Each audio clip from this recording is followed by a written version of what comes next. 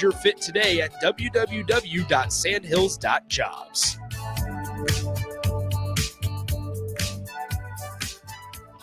Make the 2024 deer season your best yet. Come to the Nebraska Deer and Game Expo Friday, January 19th through Sunday, January 21st. Check out the hunting seminars, browse the hunting and outdoor exhibits, sign up for the Dylan Blind giveaway, compete in the Big Buck and Monster Shed contest, and try the 3D shoot and more. Buy your tickets at the door. The Nebraska Deer and Game Expo, January 19th through 21st at the Sandhills Global Event Center in Lincoln, 84th and Havelock, presented by Whitetail Properties Real Estate. Ever feel judged at the gym? You don't know how to use the leg curl machine? Are you serious? Is this your first day alive? No, it's okay. I love helping people during their first day on Earth. At Planet Fitness, get energy without the judgment and join the judgment-free zone. Never intimidating, always free fitness training and equipment for every workout. Get energized today during the Big Fitness Energy Sale for 24 cents down, $10 a month. Cancel anytime. Deal extended through Friday, January 19th. See Home Club for details. Early break with Sip and Jake. So he can maybe run. So like speed option, those things. All you want to do. Speed. I can't see. It's also. Oh, look what you did. Look what you did. Look at Bill. Come on now. Calm down. I don't say anything about semicolons or should there be a parentheses or too many commas over there. Too many come on. Run-on sentences. Don't talk about that. It's not my wheelhouse. Early break with Sip and Jake from 6 to 8 every weekday morning. It's Pro Time Nebraska. The Omaha Supernovas, your Major League Volleyball team, is playing in the first ever Pro Volleyball Federation match on January 24th against the Atlanta Vibe at the CHI Health Center. Be a part of history and visit supernovas.com to secure your single match tickets today. This is On the Block with Strick and Austin. Nebraska Basketball Hall of Famer and 9-year NBA vet, Erick Strickland. Strickland for three! And you're going to go out of here as the Big 8 tournament champion. Middle school basketball coaching legend and Duke basketball shooting coach in his mind, Austin Orman. Coming at you live from the heart of Lincoln, America. On air and online at theticketfm.com. Brought to you by Mary Ellen's Food for the Soul. This is On the Block with Strick Austin. On a snowy Thursday here in the capital city, that's where I'm at. Strick is remote, but he's here on the broadcast. This is On the Block, brought to you by Mary Ellen's Food for the Soul. Stay safe. Make sure you check them out down at 29th and Pine Lake Road here in Lincoln today. Strick, it wasn't quite the snowy in Piscataway, New Jersey last night, but Nebraska loses again, 87-82 in overtime.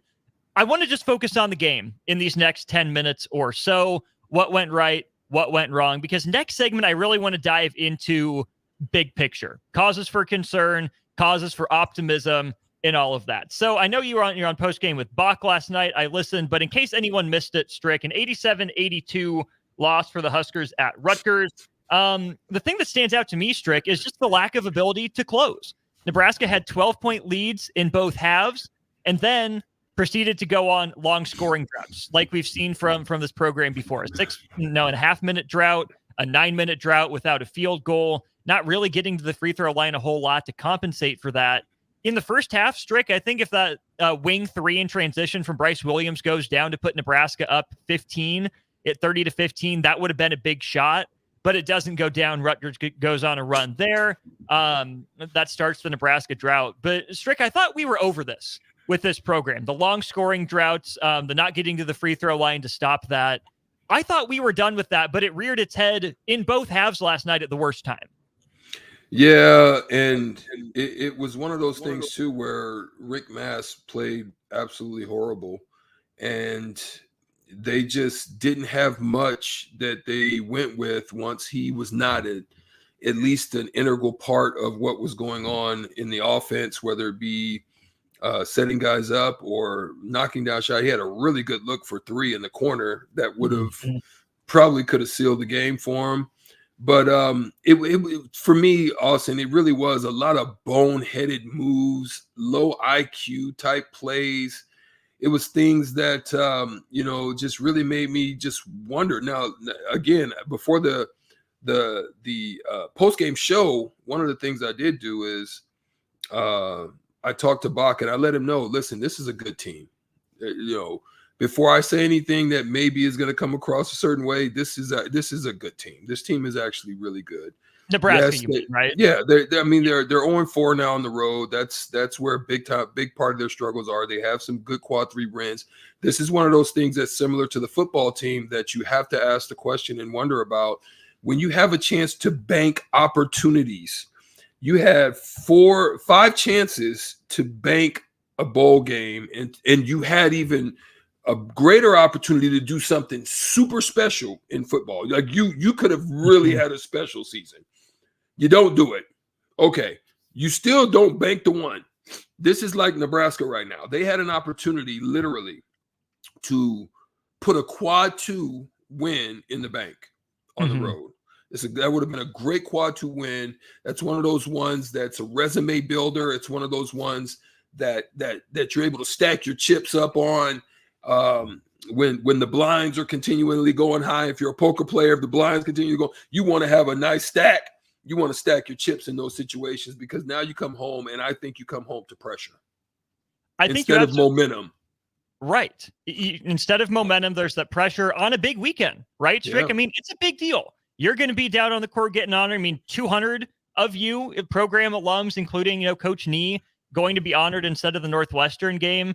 Senior night's a big deal, but whenever you honor a team like yours, that's a big deal. And we'll get back to that, what it means later.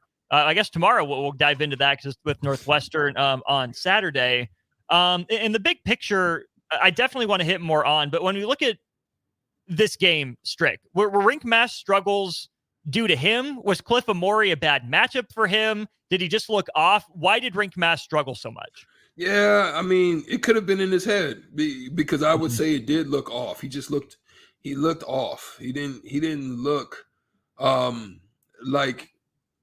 To me, Rienk Mast has a really high IQ basketball wise.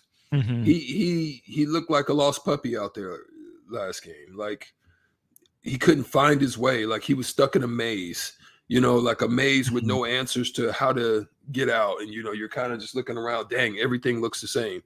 It kind of looked like, and then Cliff Amore, he did a really good job on him. And then Cliff Amore started going nuts and just started dunking on their heads and, giving them everything they want. And then you start complaining to the refs because, yeah, he did get hit in the head and you start complaining. So now you get out of your game. And that's what ended up happening, it seemed like, with Rienk.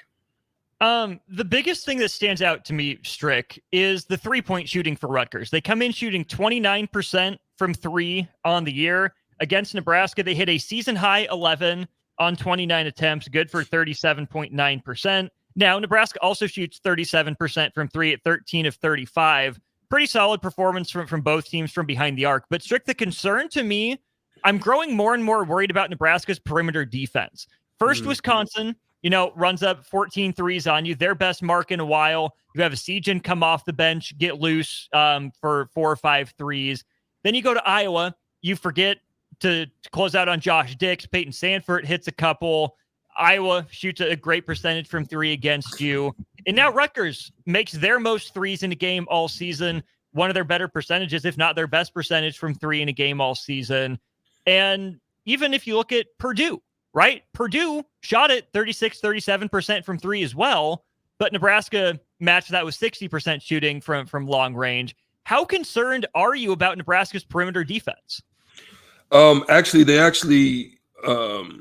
This team actually played really good defensively early and throughout the game. I mean, you don't lead for 30, 31 minutes outside of overtime and the late splurge that they had where they took the lead.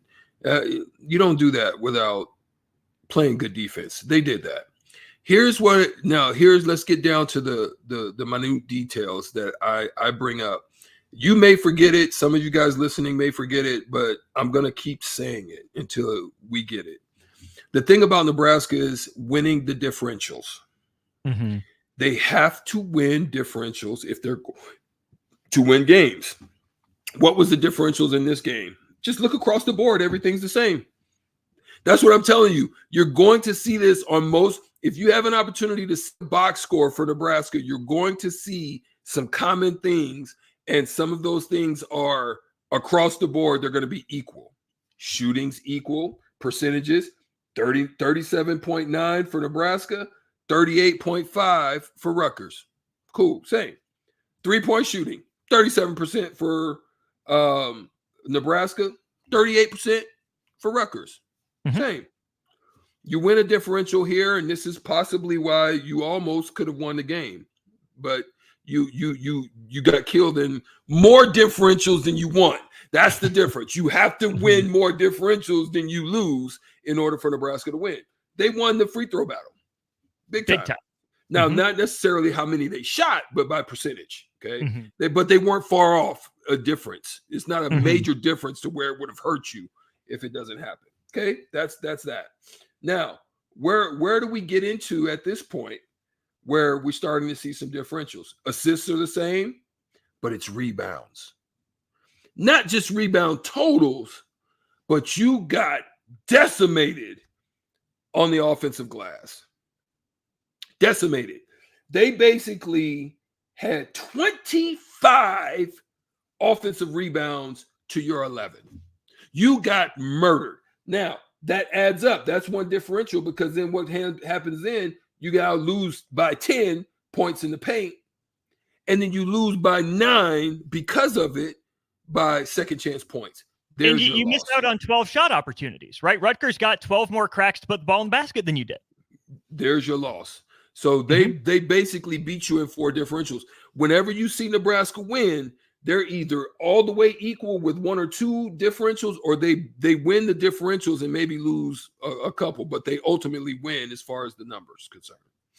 They did. Again, a tight game, which you expect going on the road in the Big Ten. This isn't a vintage Rutgers team, but they scored better than they have in a while. But I'm with you. Nebraska's defense wasn't as bad as I think the final numbers make it look. It was just really those 2 runs, right? Strick, the 9 minutes Nebraska went without a field goal. The second half, the 6 minutes in the first half. As you watched that game, what was it about Nebraska's offense or Rutgers' defense that led to Nebraska not making a field goal for those stretches of time? Well, what they had initially did is they did a good job of not turning the ball over, right? So, but again, that's equal. That's not a bad number going out to Rutgers. With Rutgers struggling as a shooting team, one of the things and one of the areas that you don't want to give up is fast break points, and you don't want to give up turnovers that turn into and lead to points. So they did a good job there. And so that's what they wanted to minimize, but they got hurt in other areas. And I don't care who you are, you get killed that much on the offensive glass, you don't deserve to win that game. And look, you could have still pulled it out, but you know what the big ones were? It was ones on the free throws. And those are the ones you need to get. Even myself, they put me at the bottom of the line to block out bigger guys. Put a freaking body. I don't know. To be honest, I would have never put Bryce down there. To me, Bryce doesn't have that dog in him to be, because there was one that they made, and I looked at it to see what Bryce would do. If they would have missed it, that guy probably would have got the rebound. You know? So like I to me, when you lose Juwan Gary, that was a huge loss for him, because if you don't have a Rick Mass that's playing solid, and then you lose Juwan Gary, who is like a rebounding stud, athletic, can get you some things, can get boards when maybe somebody misses or makes a mistake, I would have probably went to Eli Rice. Because he carries that same athleticism and ability. And you saw him go and get a couple. Yes, one of them got stolen from him, but you saw him go up and get that thing. You know, to me, good body, good rebounds, you know, when you need it. And I possibly would even went to Joe. Sure. I think the pathway for Matar Diop is become Cliff Amori. I think he's the perfect example for what you want out of Matar Diop. Yeah. Yeah.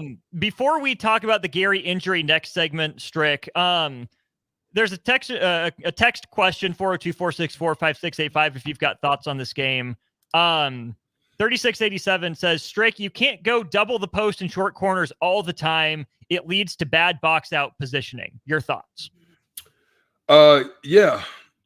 You know, listen, your goal in most situations, your goal, especially with probably a non-scoring big, to me, they didn't have bigs that just really can work. Your goal is to stop them make them pause, pick up a dribble, and get the freak out of there. Like, your goal is not to stay at that point. And they figured that out. You saw Amari hit a couple of nice cross court to the corner passes because they made the adjustment.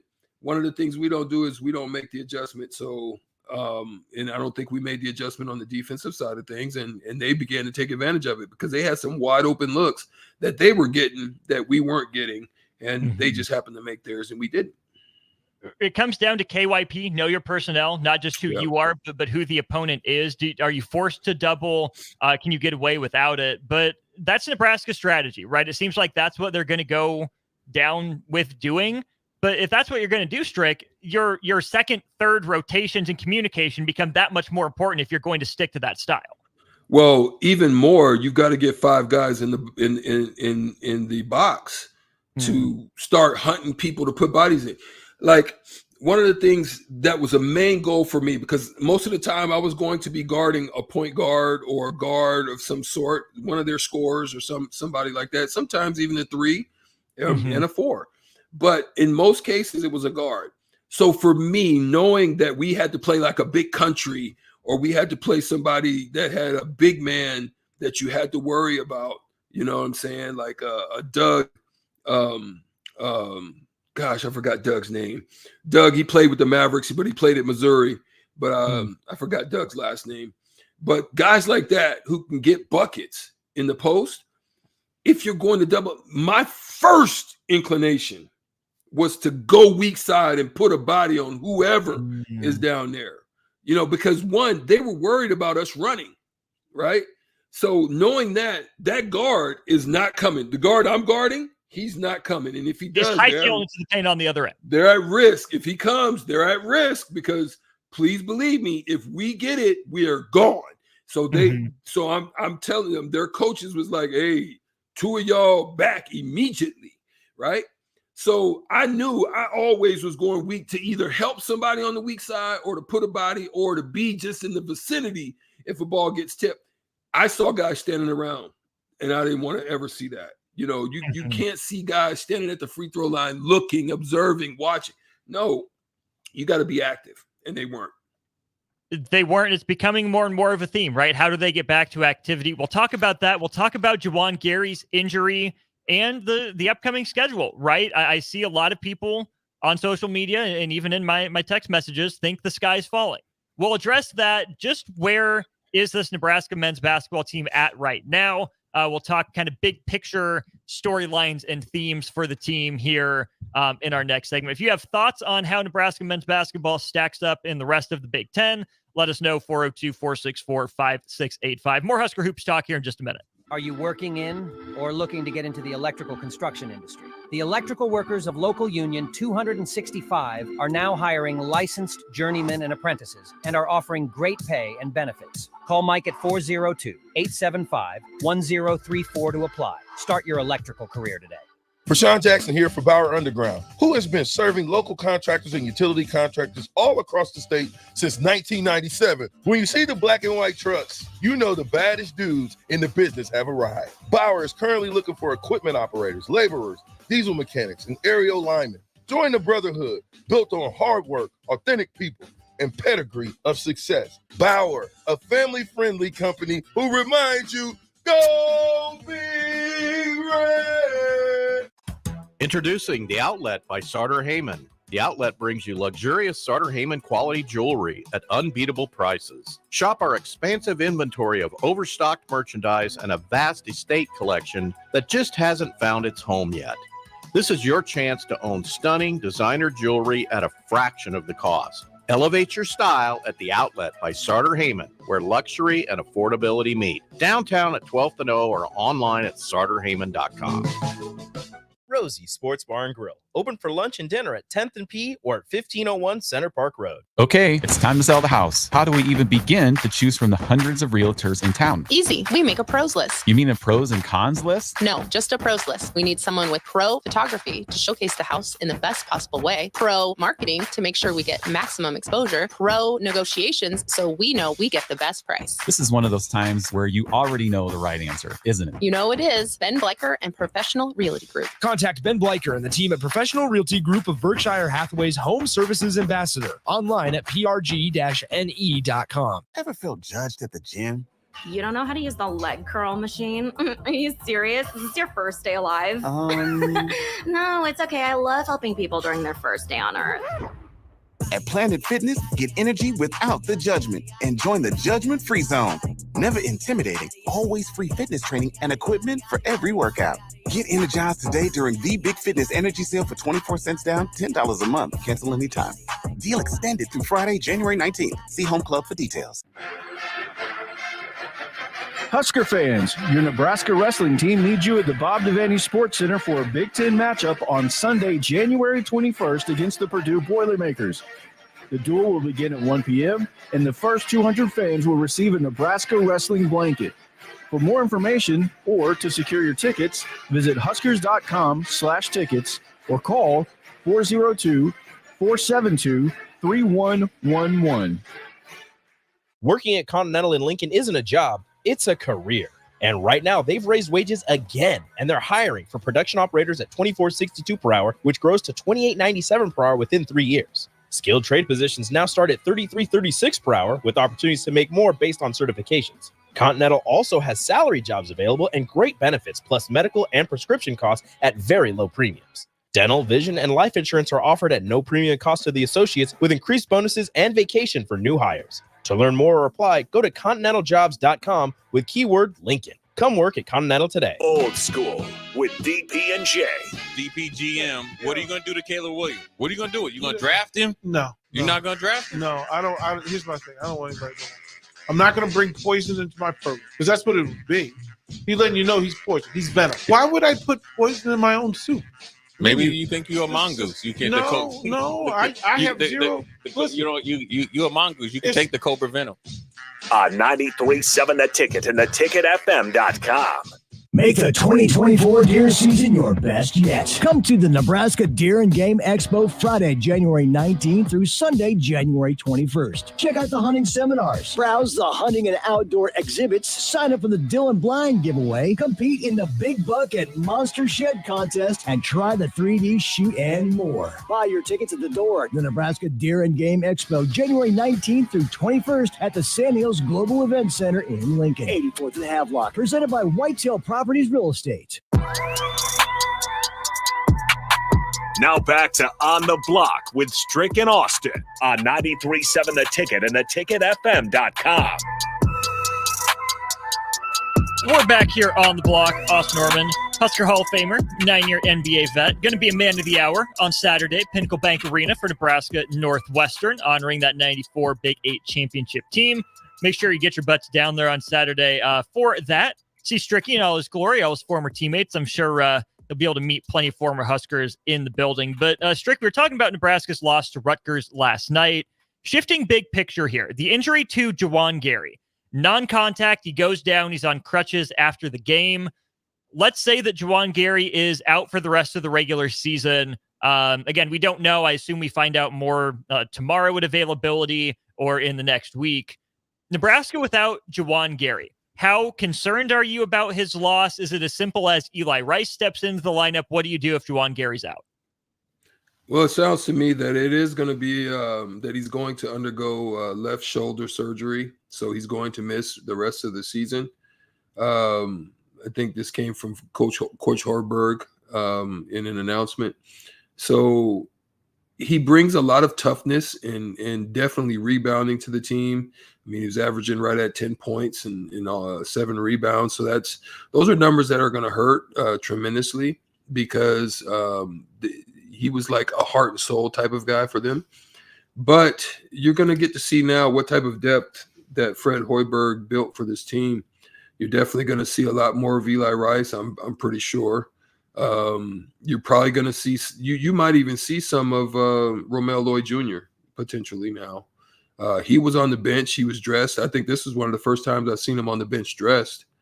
So there could be, on the road. So it could be they may be, gonna throw him in the mix and in the fire because he's a big body.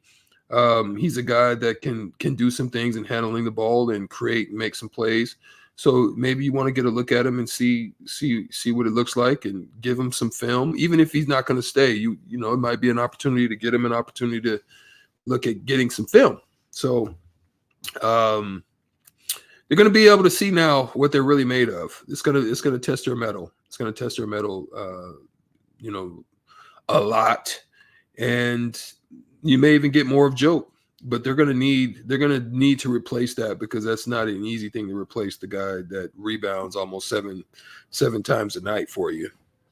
Is this Nebraska team deeper or thinner than last year's team? I think they're deeper. I think they're deeper than last year's team. I don't think you could look down and have somebody to really be able to fill that void.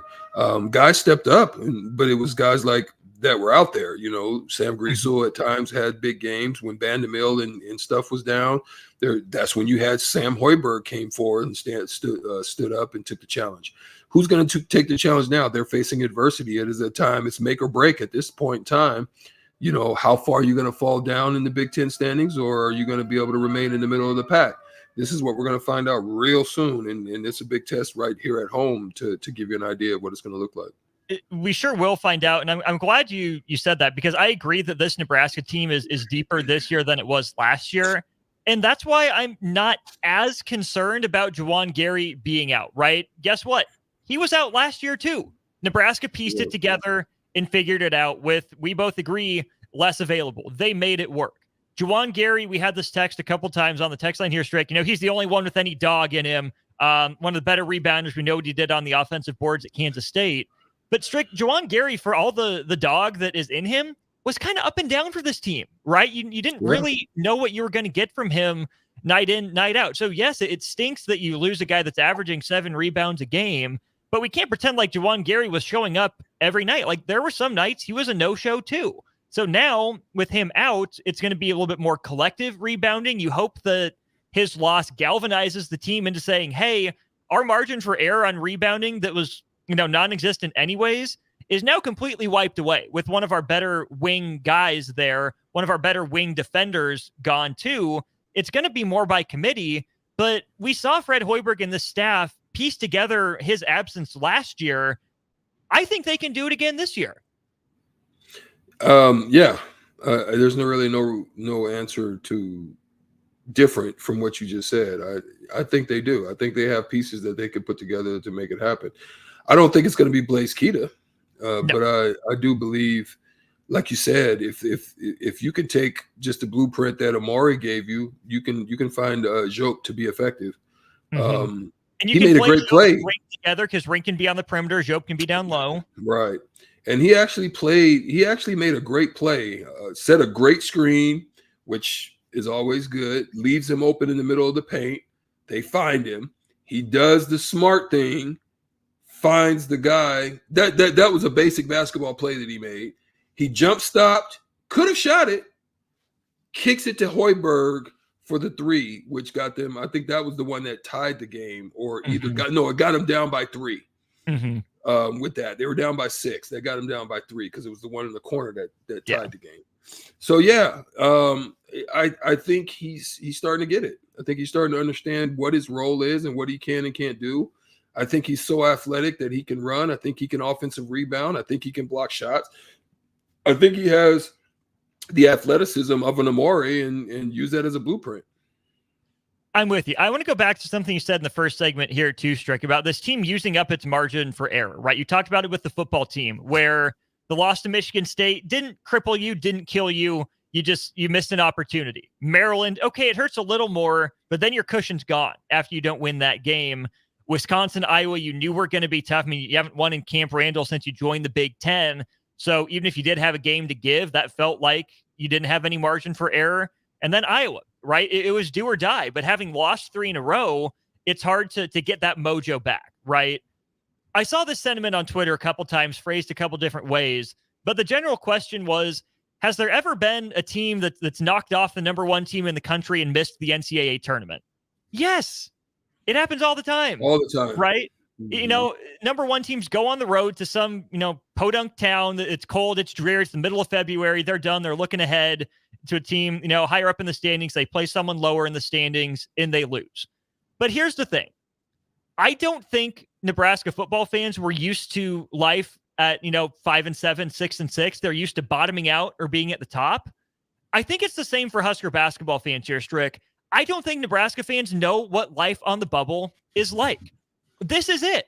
A bubble team wins its games at home, goes on the road, maybe steals one or two from a team comparable, maybe, probably beats the teams that are way low in the conference standings and gets beat by the teams to the top of the conference standings.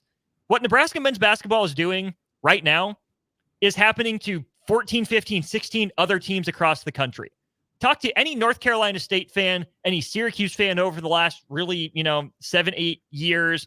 Talk to, like Washington State, Arizona State, right?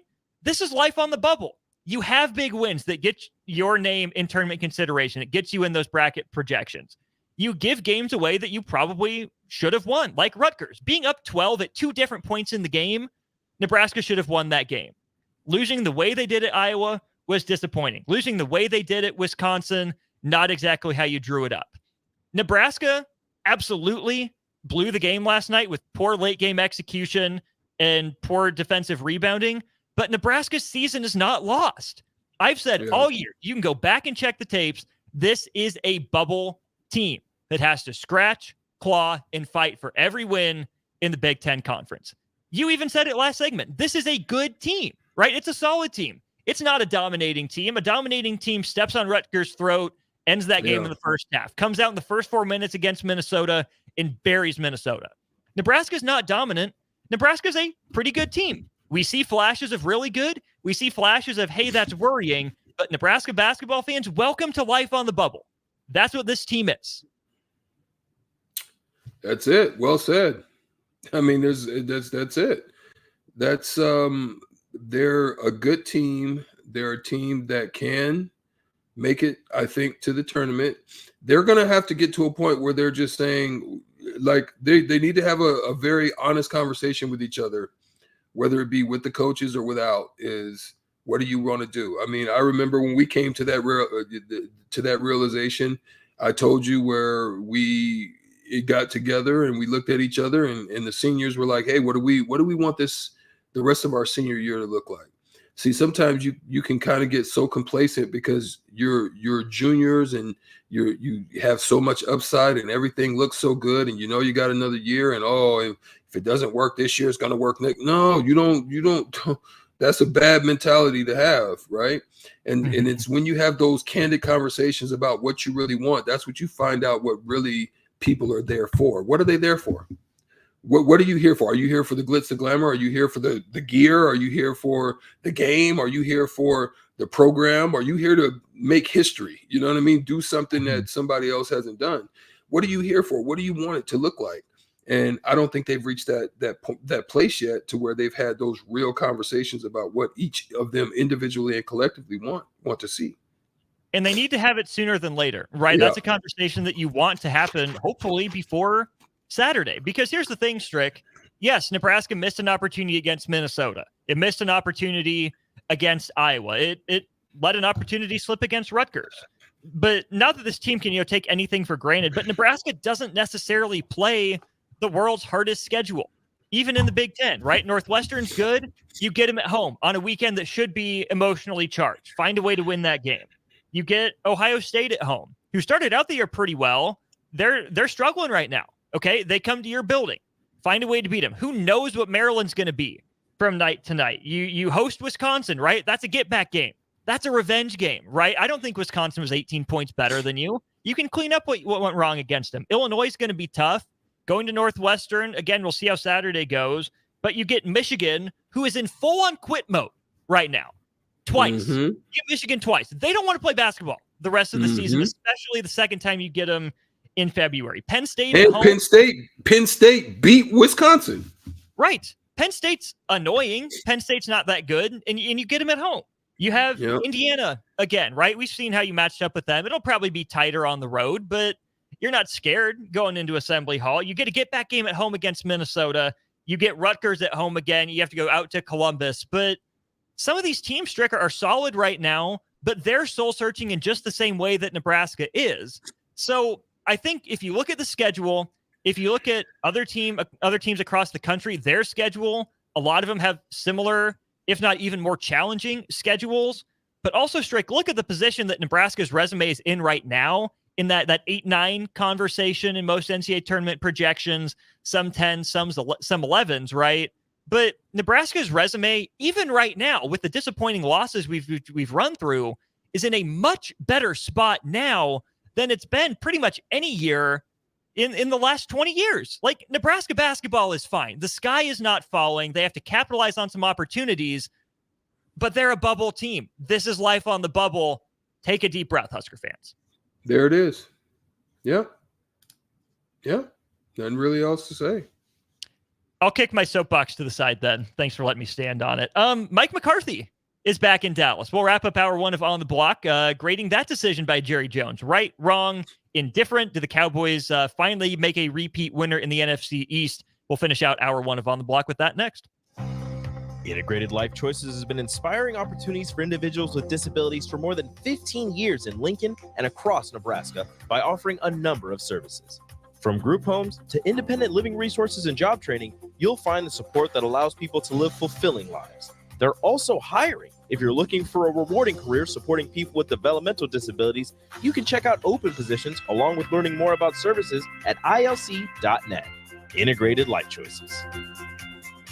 Big box stores are tempting for buying equipment for your high schooler in sports or for yourself in your sports leisures. But buying new is awfully expensive. Why not go somewhere with new and used options? Play It Again Sports has quality, slightly to gently used equipment, and 50% of their inventory is actually new equipment. And it's more than baseball, softball, and golf. They also have equipment for disc golf, fitness, hockey, and more. Plus, they're always buying products. Bring your gear you're done with and get trade money on the spot. Play It Again Sports at 48th and Vine. Cover more acres with a pre-owned sprayer or planter from Landmark Implement, your local John Deere dealer. We offer one of the area's largest selections of used sprayers, applicators, planters, and seeders. Through the month of January, take advantage of fixed-rate financing of 3.9% for up to 60 months or a 12-month interest waiver. Visit your local Landmark Implement location or view our complete sprayer and seeder inventory at landmarkimp.com and experience the Landmark difference. It's Pro Time Nebraska. The Omaha Supernovas, your Major League Volleyball team, is playing in the first ever Pro Volleyball Federation match on January 24th against the Atlanta Vibe at the CHI Health Center. Be a part of history and visit supernovas.com to secure your single match tickets today. Working at Continental in Lincoln isn't a job, it's a career. And right now, they've raised wages again, and they're hiring for production operators at $24.62 per hour, which grows to $28.97 per hour within 3 years. Skilled trade positions now start at $33.36 per hour, with opportunities to make more based on certifications. Continental also has salary jobs available and great benefits, plus medical and prescription costs at very low premiums. Dental, vision, and life insurance are offered at no premium cost to the associates, with increased bonuses and vacation for new hires. To learn more or apply, go to continentaljobs.com with keyword Lincoln. Come work at Continental today. If you're in Seward or Milford, listen up. Select Plumbing is now servicing your area with no trip charges from Lincoln. Select Plumbing works on a variety of issues for your home and business, including general plumbing, water heaters, faucet and fixture repair, underground sewer and water repairs, backflow testing, and more. Keep your property free from leaks and other issues. Call today for a free estimate, 402-560-6197. It's not just Lincoln, Waverly, and the surrounding area anymore. It's also Seward and Milford with no trip charges. Contact Select Plumbing to inquire at 402-560-6197. Discover the difference that expertise and experience can make in your real estate journey with Next Ag Appraisal and Realty. Whether you need an appraisal, sales, or farm management, Next Ag comes up with a solution with your legacy and goals in mind. Next Ag isn't just their name, it's your future. So why wait? Visit their website today at www.nextagrealestate.com or give them a call at 402-380-0432 and turn your dreams into reality. Your land, your legacy, their solutions. Next Ag Appraisal and Realty. This is James Harrell with NP Dodge Real Estate. When I became a licensed realtor, I wanted a brokerage that would help me grow in my new career. I found that in Lincoln First Realty. When Lincoln First was acquired by NP Dodge, the training and support I received only got better. I love knowing I have the power of the NP Dodge brand behind me. I would recommend NP Dodge to new agents looking to jumpstart their real estate career and to current agents who want to take their business to the next level. Expand your career with NP Dodge. Call Eric at 402-434-2222. Make the 2024 deer season your best yet. Come to the Nebraska Deer and Game Expo Friday, January 19th through Sunday, January 21st. Check out the hunting seminars, browse the hunting and outdoor exhibits, sign up for the Dylan Blind giveaway, compete in the Big Buck and Monster Shed contest, and try the 3D shoot and more. Buy your tickets at the door. The Nebraska Deer and Game Expo, January 19th through 21st at the Sand Hills Global Event Center in Lincoln. 84th and Havelock, presented by Whitetail Properties Real Estate. Start your Sundays off right with Jeff and Nicole Essink on Fitness Fanatics. Jeff and Nicole discuss health and wellness, how to achieve fitness goals, and more through the life of gym owners and gym goers. It's Fitness Fanatics from 9 to 11 a.m. on Sundays on 93.7 The Ticket and theticketfm.com. Ever feel judged at the gym? You don't know how to use the leg curl machine? Are you serious? Is this your first day alive? No, it's okay. I love helping people during their first day on Earth. At Planet Fitness, get energy without the judgment and join the judgment-free zone. Never intimidating, always free fitness training and equipment for every workout. Get energized today during the Big Fitness Energy Sale for 24 cents down, $10 a month. Cancel anytime. Deal extended through Friday, January 19th. See Home Club for details. The captain, Vershawn Jackson. I used to be a weight guy. I used to love weight. You ain't never been a weight guy. That's a lie. Let me tell you something. You've never been a weight guy. I was in a 300-pound club No, in sir. high school. Yes. No, sir. Are you kidding me? That 315 pounds would have sent him through the. He'd have been 6 feet under trying to figure out how to get up out that hole. That's how you ain't never been nowhere near that platform to get up there for Lifter of the Year. I don't want to be Lifter of the Year. I So want to be how the Player of the Year. You want to be a Lifter of the Year when you want to be the Player of the Year. Nobody care about weights.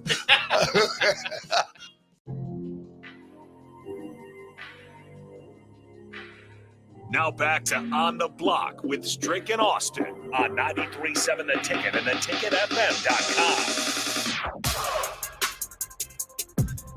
Back wrapping up hour one of On the Block here on a Thursday. Normally we would play the Shootout with Strick, brought to you by Buffalo Wings and Rings. That's a little tricky with Stricky remote, so we will be giving away $15 to the Upside Bar and Lounge here in our next hour.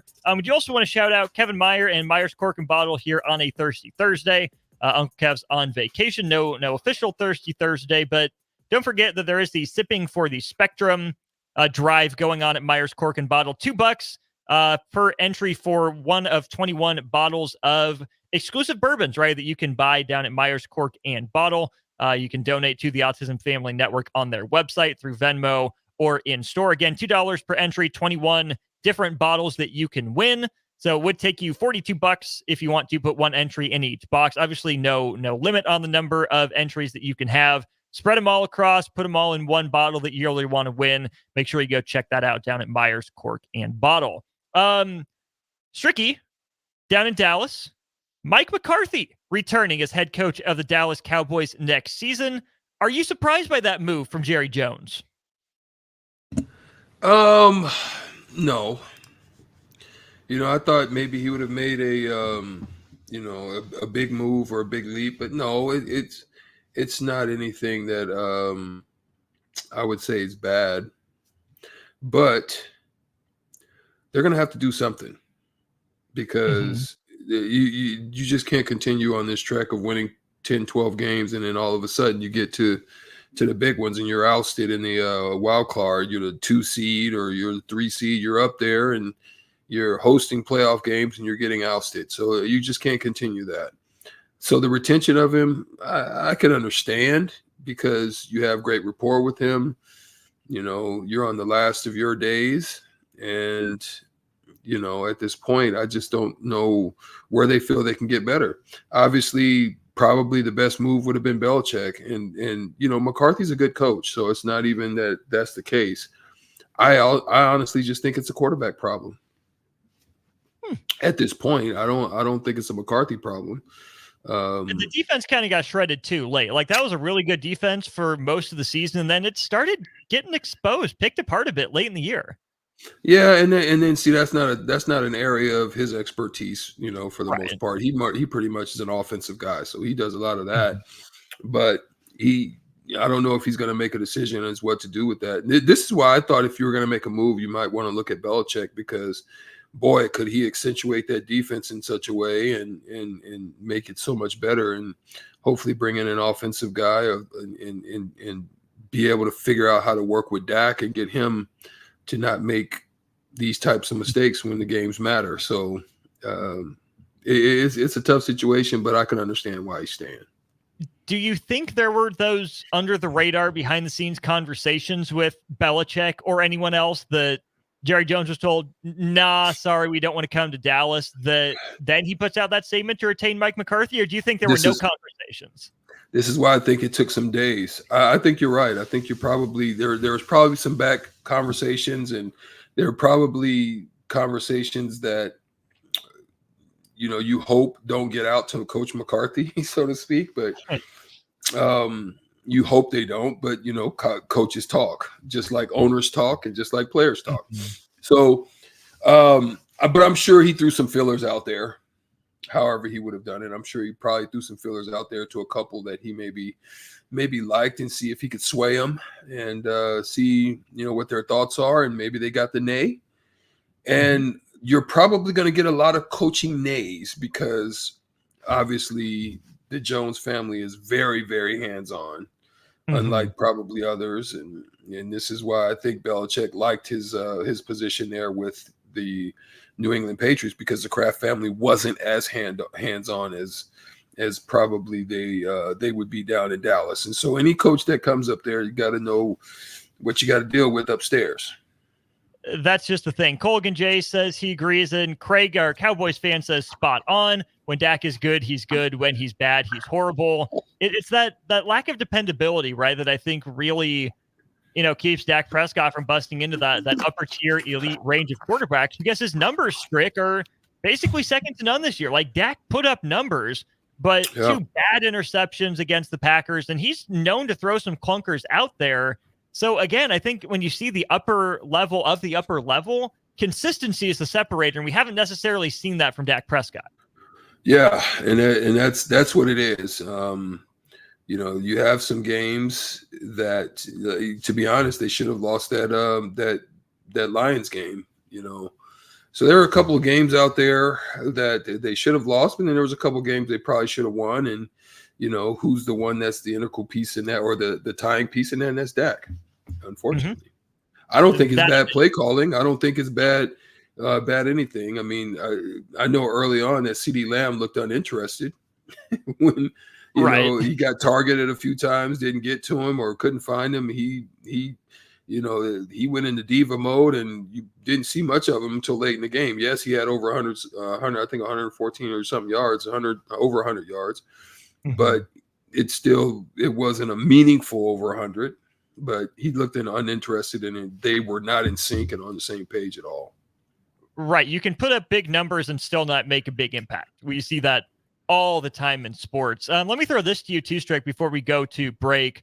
Bill Belichick having a second interview with the Atlanta Falcons. His first was a one-on-one with owner Arthur Blank, but he's getting a second interview with more of the brain trust now. Are you starting to believe in these Belichick to Atlanta kind of smoke and fire rumors going around? I mean, if you don't have a real quarterback and you don't have, that's where he's been successful. I would think that he'd want to go somewhere where there's probably a quarterback intact and there's a defense that he can really get behind and get them rolling, right? But they do have some pieces and they do have some weapons. I mean, you got a running back in Bijan Robinson, and then you have a tight end. Kyle Pitts, Drake London, wide receiver. Yeah, you've got some pieces. This is, I think, where he may want to get in and get involved in the draft picking and stuff like that, and figure out which quarterback is going to be one to help them to facilitate the changes that he wants to make. Mike Vrabel also had his first interview. This one was with the Chargers, who have also spoken to Jim Harbaugh. Some more coordinator interviews are heating up across the NFL. We will keep tabs on all of that and more. But I want to jump back into college basketball to start this next hour, Strick. There's some real shenanigans going on. Conference play is resumed or started for some of these other leagues, and things are getting out of hand pretty quickly. So we'll talk about Rodney Terry's rant from last night. We'll talk about Nate Oates versus Missouri's team. And an NC State player went rogue behind a ref's back and ended up getting caught and called out for it. So we'll dive into some college basketball shenanigans and more as we get into hour 2 of On the Block. This is Lincoln's home for sports talk on the FM dial. Also online at theticketfm.com. On the internet. KNTK FM Firth, 93.7 The Ticket. Are you working in or looking to get into the electrical construction industry? The electrical workers of local union 265 are now hiring licensed journeymen and apprentices and are offering great pay and benefits. Call Mike at 402-875-1034 to apply. Start your electrical career today. Problem gambling affects millions of Americans daily, of all ages and walks of life. If your loved one is struggling with addiction, contact Choices Treatment Center's 24-hour helpline at 402-476-2300. That's 402-476-2300. At Southeast Community College, community is our middle name. Our continuing education classes offer personal interest, traffic safety and licensing, online learning, and adult education classes across Southeast Nebraska, or online in your own home. Learn to ride a motorcycle, how to start a small business, how to dance, or take a course to advance in your current career path. See the full schedule of continuing education classes online at southeast.edu/continuing. SCC, your path to possible. Introducing The Outlet by Sartor Heyman. The Outlet brings you luxurious Sartor Heyman quality jewelry at unbeatable prices. Shop our expansive inventory of overstocked merchandise and a vast estate collection that just hasn't found its home yet. This is your chance to own stunning designer jewelry at a fraction of the cost. Elevate your style at The Outlet by Sartor Heyman, where luxury and affordability meet. Downtown at 12th and O or online at sartorheyman.com. Ready to make this season unforgettable? Celebrate with Liberty First Credit Union's low-rate debt consolidation loan. Combine all those bills into one affordable monthly payment with quick access to funds. Imagine all the extra cash for holiday shopping sprees, festive parties, or that well-deserved vacation. Stop by any of their branches or visit libertyfirstcu.com to find out more about their low-rate debt consolidation loan. Make this holiday season one to remember and celebrate with Liberty First Credit Union, banking with purpose. Husker fans, your Nebraska wrestling team needs you at the Bob Devaney Sports Center for a Big Ten matchup on Sunday, January 21st against the Purdue Boilermakers. The duel will begin at 1 p.m., and the first 200 fans will receive a Nebraska wrestling blanket. For more information or to secure your tickets, visit huskers.com/tickets or call 402-472-3111. Discover the difference that expertise and experience can make in your real estate journey with Next Ag Appraisal and Realty. Whether you need an appraisal, sales, or farm management, Next Ag comes up with a solution with your legacy and goals in mind. Next Ag isn't just their name, it's your future. So why wait? Visit their website today at www.nextagrealestate.com or give them a call at 402-380-0432 and turn your dreams into reality. Your land, your legacy, their solution.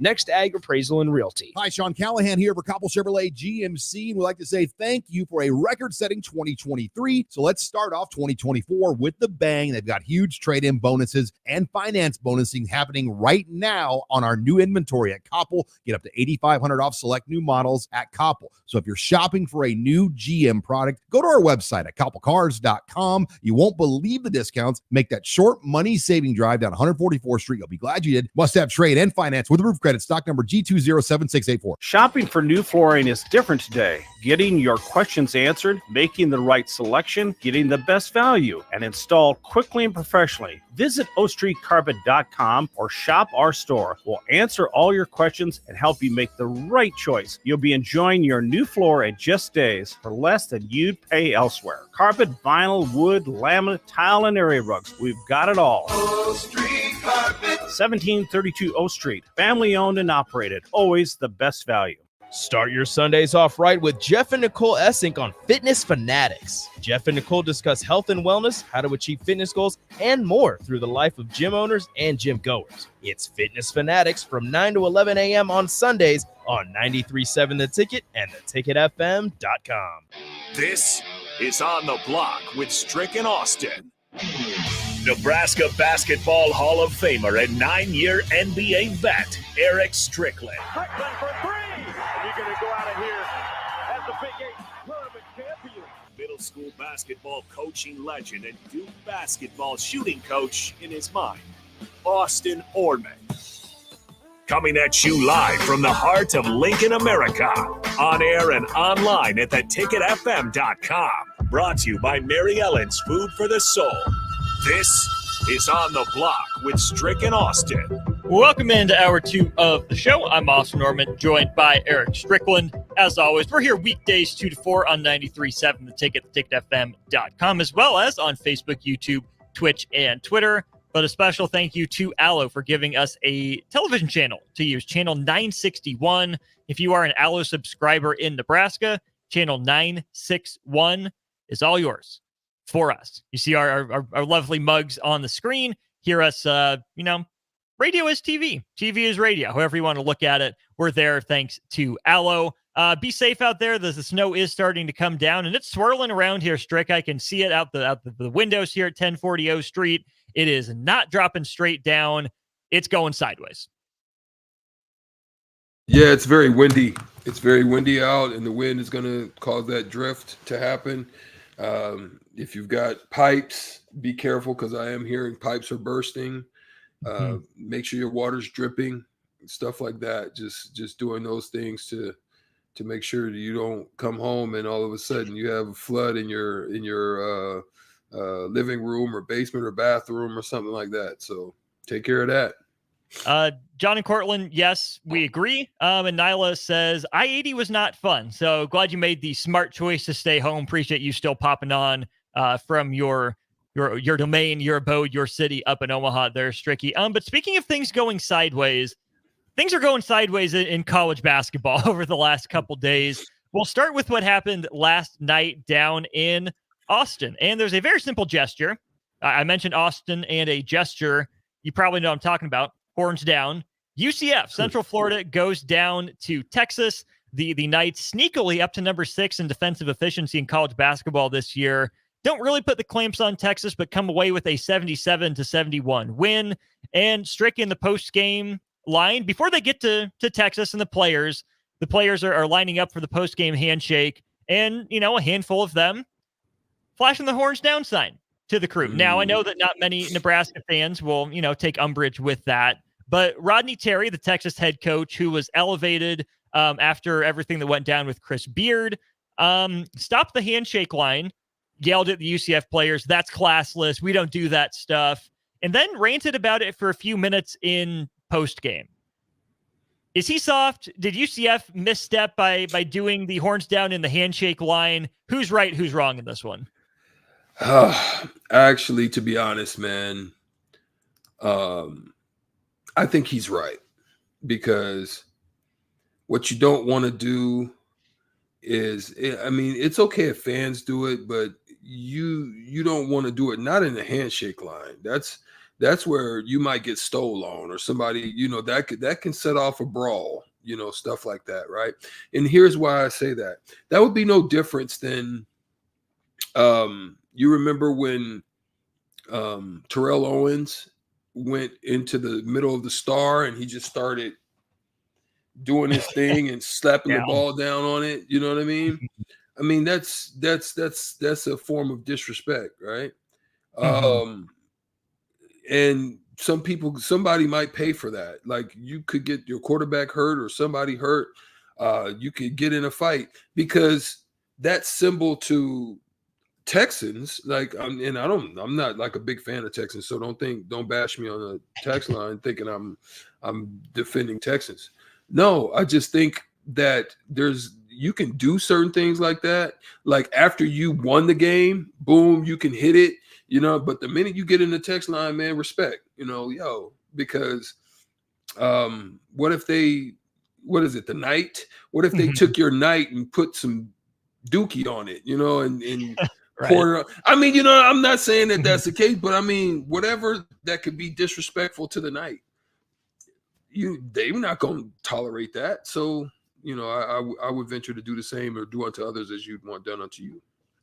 That part, right? I think it was kind of heat of the moment, but I think you're spot on, right? It's hilarious to me that we keep having this debate about horns down, right? I mean, you're Texas, you're the big bad in the conference, that you're leaving, right? I mean, you're in the SEC next year. So people are going to try to find ways to get under your skin, right? I think to some degree, Texas is that bully who doesn't like being bullied back, right? Texas is the big bad. They're supposed to be so good. But Texas is struggling. Strick, I mean, their record looks okay. They've been a fringe top 25 team, but haven't beat anyone of substance. So I think more than anything, Rodney Terry's reaction to this is pent-up frustration from the season. Losing at home is never a good feeling. So I think a lot of it is pent-up frustration.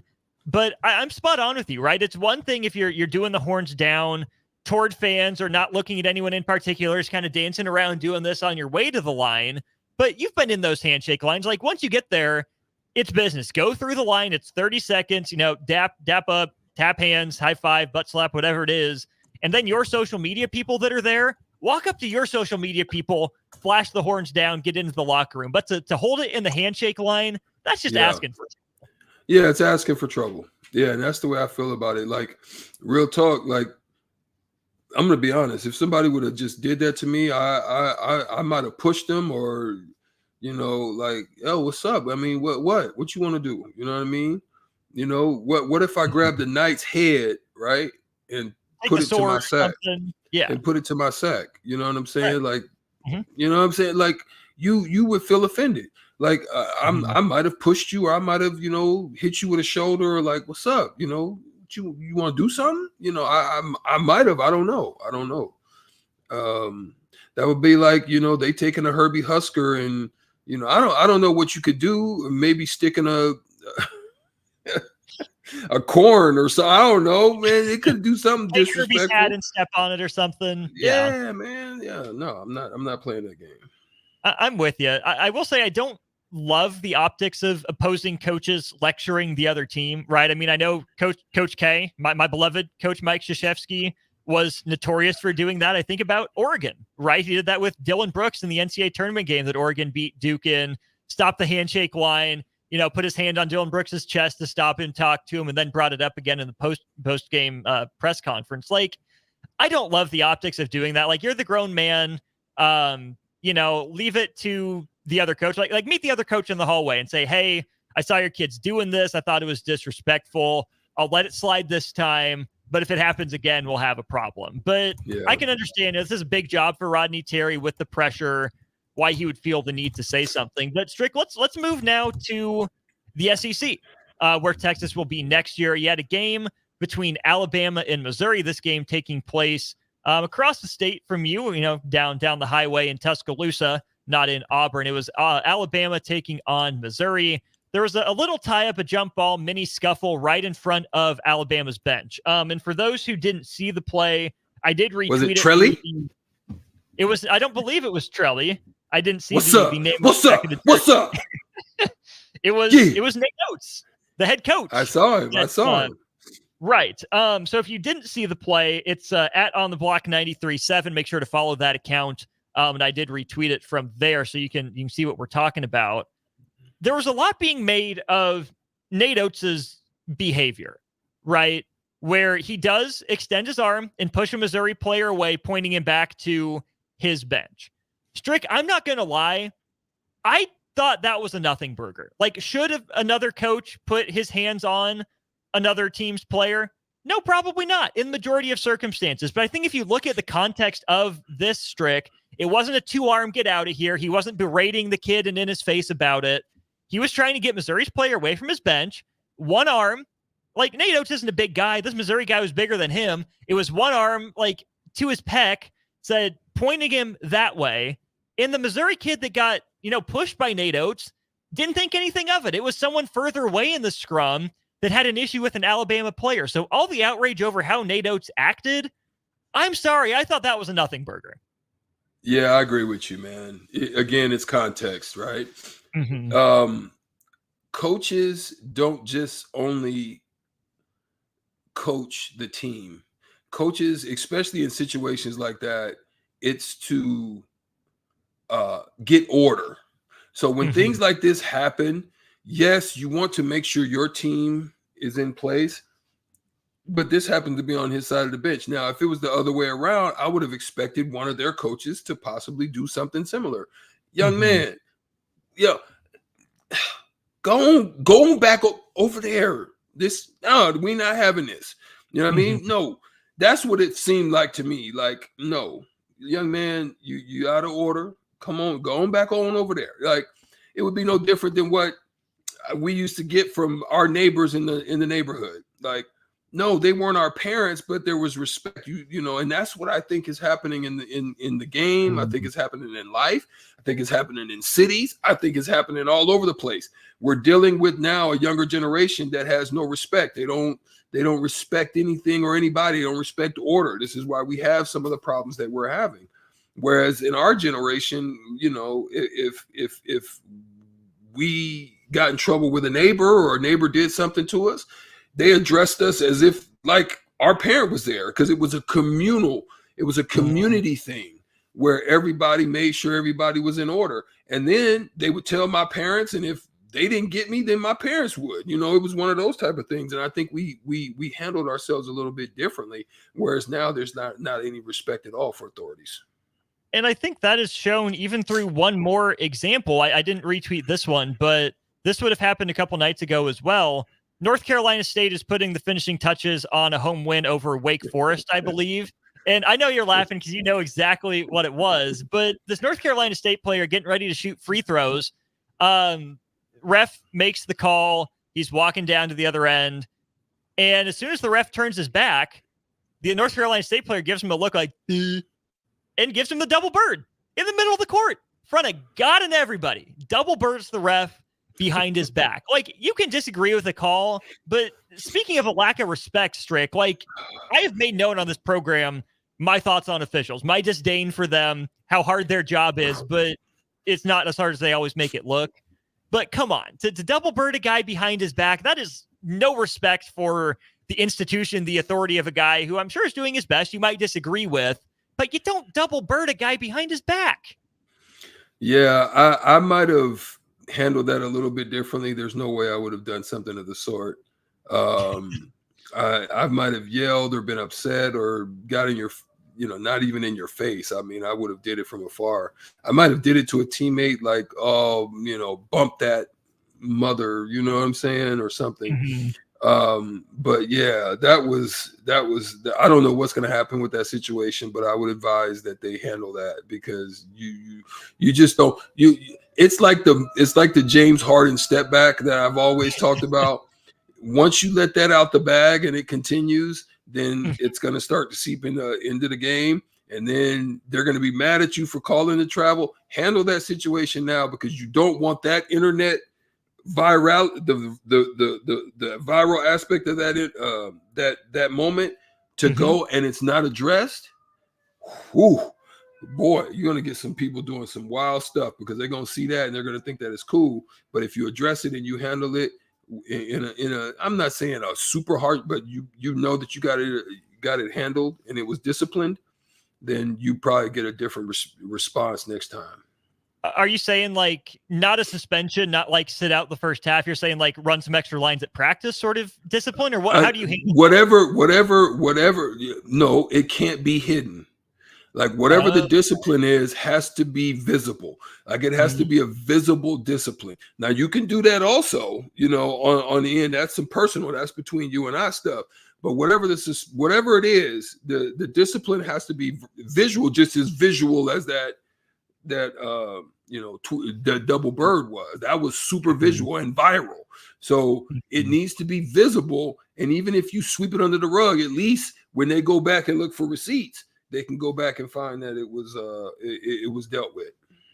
It was handled in a manner that matched it. I think that makes a lot of sense. The other part about that is that like NC State is a program that can't really afford that, right? Talk about another bubble team like Nebraska. Like, you don't want the distractions, right? Even Texas with Rodney Terry, Alabama, Nate Oates, Strick. It just seems like the main thing isn't always the main thing. And I want to get your aspect on this too. Like conference play, just, you're just getting back into the swing of it in the Big Ten. You look at the Big 12, the ACC, really kicking off conference play for the most part right now. Do you just dislike conference teams, regardless of who they are, that much that you're willing to, come to a war of words with them, in game 4 of conference play? Or is this just another kind of outreach and symptom of guys forgetting that they're there to play basketball, take care of business on the court, and they're getting distracted by, hand gestures and little skirmishes and, a bad call or two by a ref? I mean, what does it do? It doesn't really do anything. I mean, it's a momentary, flash of, your bravado, right? Mm-hmm. It's a momentary thing. It's the same thing as if you dunk. Everybody gets dunked on over the course of their lives. Even Dikembe in his best. Michael, you never dunked on me. No, Michael. No. You didn't get me. And Mike says, Kimbe, I got you. And he's got receipts to show you because he did the wag right back to your face. Everybody's gotten banged on, you know what I mean? And all this top head and this bumping, and that's I gotta say that's the referees. The rule states no taunting. It's in the rule. The minute you open your mouth, you bow up and look at somebody, walk towards somebody, boop. Handle that right there. Tease. I'm throwing them out. No, we're not having that because all that sets up is potential escalation. So when they have to play each other again, guess what? If you don't address that, guess what you're gonna have? You're gonna have a little extra elbow to the side. You're gonna get a little undercut. You're gonna get something, and somebody's gonna end up hurt. It may not always happen by way of them doing something to your mascot or to your symbol of your team. No, I'm gonna do something to you. You know what I mean? I'm going to set that screen and I'm going to put my knee out. I'm going to do a Draymond Green. I'm going to step on your chest and jump over you. I'm going to hit you in the sack. I'm going to do something, so you're risking putting people in jeopardy. What is that line of taunting for you? Is it as soon as you look at an opponent, right? Because I think there's sometimes we see college refs that are, it seems a little quick on the trigger, right? I remember Illinois' guy got teed up for hanging on the rim, but he was doing it to avoid someone running underneath him, right? I think even in college football, there's a little bit of sensitivity yet. But like if like you said, if you're squaring up to an opponent, you're walking at him, you're staring at him when he's down on the ground, like that to me is taunting. But if you're doing this to your own bench as you jog back down the court, even if there's a guy from the other team in your way, but you're not directing it at him, to me, it doesn't cross the line of taunting until it is directly, targeted at an opposing player or coach. And as a referee, that's one of the things that I understood. I understood that. The fact that you did it doesn't mean it's a taunt. You know what I mean? Like Casey hit a big three one time in the game, and he goes to everybody. Shh. He didn't do it to nobody. He did it to, the crowd and himself. So if they would hit him with a T with that would have been a sad T to give out, right? But it's how it's directed and how it's it. If I bang and I yell, but I'm just doing it, that ain't a taunt. That's just me being excited and happy for the moment of what I just did. Amari did that in the game. I'm glad they didn't give him a taunt, you know what I mean, or anything like that. But if I bang and I look at you and say,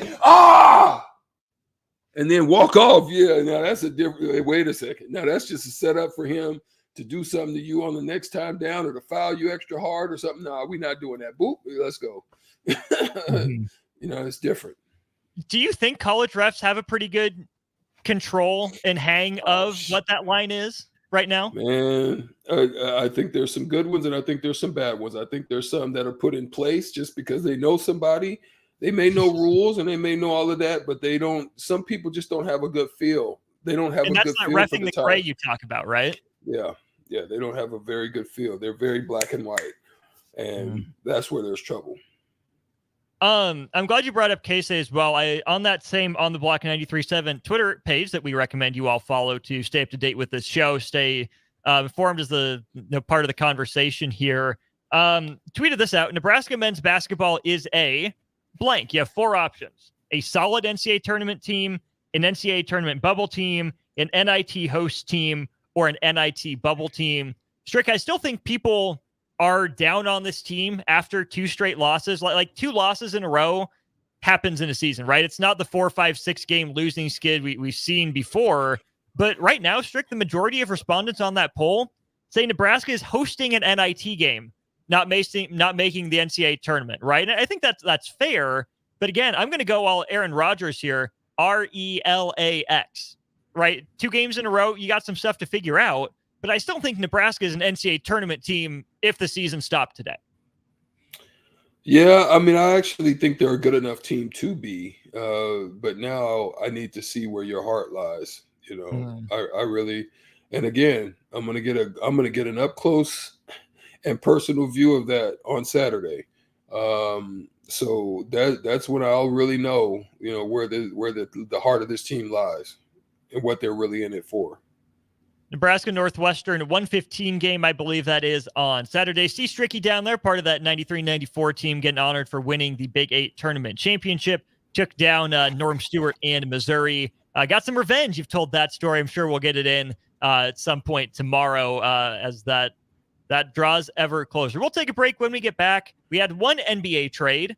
What else is on the horizon? Who needs to buy? Who needs to sell? Who could be on the move with the NBA trade deadline just a few weeks away? We'll dive into that, tap into the 9-year NBA vet part of Strick's brain when we get back. If you're in Seward or Milford, listen up. Select Plumbing is now servicing your area with no trip charges from Lincoln. Select Plumbing works on a variety of issues for your home and business, including general plumbing, water heaters, faucet and fixture repair, underground sewer and water repairs, backflow testing, and more. Keep your property free from leaks and other issues. Call today for a free estimate, 402-560-6197. It's not just Lincoln, Waverly, and the surrounding area anymore. It's also Seward and Milford with no trip charges. Contact Select Plumbing to inquire at 402-560-6197. Discover the difference that expertise and experience can make in your real estate journey with Next Ag Appraisal and Realty. Whether you need an appraisal, sales, or farm management, Next Ag comes up with a solution with your legacy and goals in mind. Next Ag isn't just their name, it's your future. So why wait? Visit their website today at www.nextagrealestate.com or give them a call at 402-380-0432 and turn your dreams into reality. Your land, your legacy, their solution. Next Ag Appraisal and Realty. At Southeast Community College, community is our middle name. Our continuing education classes offer personal interest, traffic safety and licensing, online learning, and adult education classes across Southeast Nebraska or online in your own home. Learn to ride a motorcycle, how to start a small business, how to dance, or take a course to advance in your current career path. See the full schedule of continuing education classes online at southeast.edu/continuing. SCC, your path to possible. Get rid of pesky critters once and for all with Bats to Rats. Their expert team is here to help you reclaim your home. No more sleepless nights caused by crawling critters or flapping wings. Bats to Rats ensures a safe environment for every family member. Check the website at batstorats.com for amazing offers, and if you mention this ad, you'll receive $10 off your initial inspection cost. Don't allow uninvited guests to take over your home. Trust Bats to Rats for a peaceful and rodent-free living space. Alexa, play 93.7 The Ticket. Okay, playing 93.7 The Ticket. Alexa, turn down the lights. Dimming the lights. Alexa, order a pizza. The big one. All the toppings. Are you sure that's a good idea? Alexa. That's a lot of pizza for just one man. Alexa, just do it. Stop judging me, just do it. As you wish. Thanks, Alexa. You're my best friend. Rashawn Jackson here for Bauer Underground, who has been serving local contractors and utility contractors all across the state since 1997. When you see the black and white trucks, you know the baddest dudes in the business have arrived. Bauer is currently looking for equipment operators, laborers, diesel mechanics, and aerial linemen. Join the brotherhood built on hard work, authentic people, and pedigree of success. Bauer, a family-friendly company who reminds you, go Big Red! If you want to make new floor shopping easier, come to O Street Carpet. Hi, I'm Steve Carper. Our flooring professionals can help you choose the best flooring for you, your family, and your budget. We eliminate the confusion. even better, you'll be enjoying your new flooring much sooner. No 6 or 8 week waits. We'll install right away and save you money on installation. Floor shopping made easy every day at O Street Carpet. O Street Carpet. 1732 O Street. Family owned and operated. Always the best value. Ready to make this season unforgettable? Celebrate with Liberty First Credit Union's low-rate debt consolidation loan. Combine all those bills into one affordable monthly payment with quick access to funds. Imagine all the extra cash for holiday shopping sprees, festive parties, or that well-deserved vacation. Stop by any of their branches or visit libertyfirstcu.com to find out more about their low-rate debt consolidation loan. Make this holiday season one to remember and celebrate with Liberty First Credit Union, banking with purpose. Working at Continental in Lincoln isn't a job, it's a career. And right now, they've raised wages again, and they're hiring for production operators at $24.62 per hour, which grows to $28.97 per hour within 3 years. Skilled trade positions now start at $33.36 per hour, with opportunities to make more based on certifications. Continental also has salary jobs available and great benefits, plus medical and prescription costs at very low premiums. Dental, vision, and life insurance are offered at no premium cost to the associates, with increased bonuses and vacation for new hires. To learn more or apply, go to continentaljobs.com with keyword Lincoln. Come work at Continental today. It's Pro Time Nebraska. The Omaha Supernovas, your Major League Volleyball team, is playing in the first ever Pro Volleyball Federation match on January 24th against the Atlanta Vibe at the CHI Health Center. Be a part of history and visit supernovas.com to secure your single match tickets today. Now back to On the Block with Strick and Austin on 93.7 The Ticket and theticketfm.com.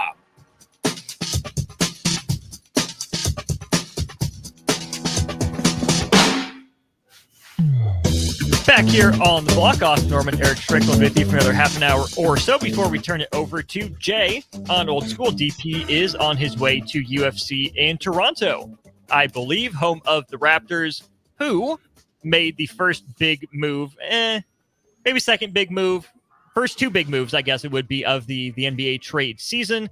First, they ship out OG Anunoby to the New York Knicks. They get Emmanuel Quickley and RJ Barrett in return. Then yesterday, they ship Pascal Siakam out of town to another Eastern Conference foe, the Indiana Pacers. In exchange, they get Jordan Nwora and Bruce Brown. So the Raptors have been active, Strick, but we haven't seen a whole lot of other activity from teams yet. Of course, I think we both expect that to start ramping up here in the next week or two. Strick, let's just very generally answer this question. Who are those teams out there right now that you think are buyers that want to add a piece to bolster their rotation, or that want to get themselves back in the playoff conversation, that are looking to add a piece to their team at this juncture in the NBA? Wow. I honestly think like the Lakers, for example, they don't have much to offer, so to speak. So it's going to be hard to say that that's going to be something that they could pull off. I think all teams at the top now would find or look for a way to bolster their situation. Like, for example, the Boston Celtics. I mean, they have a great starting five. The reason being they're number 2 on offense and number 2 in net rating for their starters.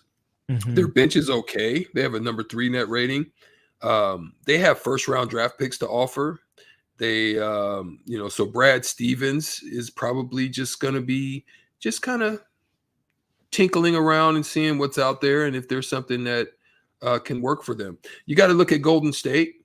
Golden State's definitely got to be somebody that's in the mix of it.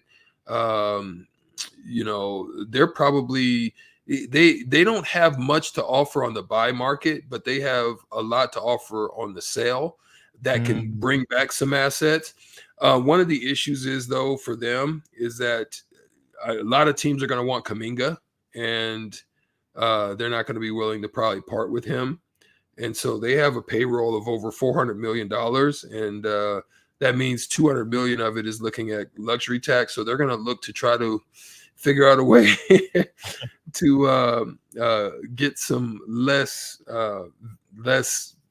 money in their coffers out of that situation. Chicago Bulls has been a disappointment, so they would probably be looking to sell a little bit. You got them especially at 15 and 21. Like Levine. right? Levine is a guy that's going to have value around the league. Yeah. DeMar DeRozan is very much like Jimmy Butler, so it'll just be a certain type of team that will. But then you've got Alex Caruso. A lot of people covet Alex Caruso because of his ability to defend, and he's a hard-nosed guy, so they would probably be looking on the sell market. Let's see. How do the Nuggets feel?